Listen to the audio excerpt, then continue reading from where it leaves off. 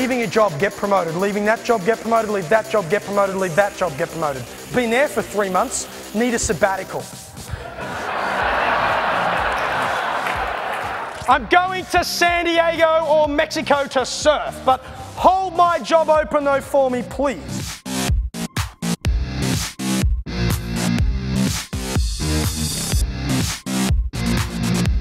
What is a good enough employment value proposition for the smart talent, the kind of talent you need, the skill shortage group? It's not going to be enough tomorrow. The new psychological contract is, I will come and work for you and do good work, but in return, I don't want job security. That'd be nice, and I'll have a bit of that. But what are they actually asking for? I want you to make me more employable when I leave. That's the new transaction. I will come work for you, but you better build my skills, build my experience. That's part of the challenging, interesting bit. These are the people that want to make a career in your business. You know, I don't want to train them because if I train them, they will leave. Well, the worst thing is you don't train them and they stay. So as an organisation, what do? 3 things. 1, you do the relationship-connected culture stuff that we only talked a really little bit about, because then instead of leaving every 2 years, they leave every 3, and your return on investment from 2 to 3 years is exponentially better than from 1 to 2. Second thing you do is you create sideways ladders within the pyramid, so you allow these lateral movements to take place without going vertical, but you make sure they don't happen outside of the organisation. And 3, you love them when they go. Not because they'll come back, that's the greatest illusion ever. They don't. But so they say nice things about you when they're gone. Good businesses that I've worked with that are doing a great job keeping excited and engaged young people, particularly in boring jobs, are doing it by building a culture of recognition. I've put Yum Foods up there. Yum Foods own Taco Bell, KFC, Pizza Hut, and I think 1 or 2 other food brands. They are so keen on giving recognition real time when it's at the front of people's minds that it's embedded into their day-to-day experience.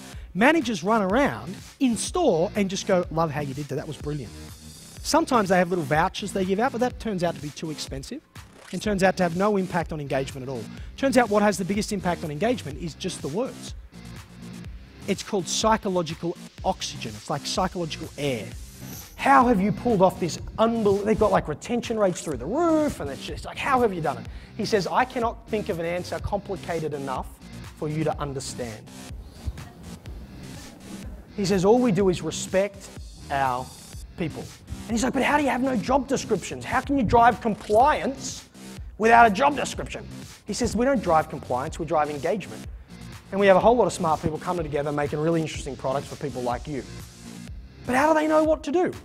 Oh, they talk to each other. What a concept. If there's one thing that I think gets young people, all idealistic as they are, juiced, it's a higher purpose.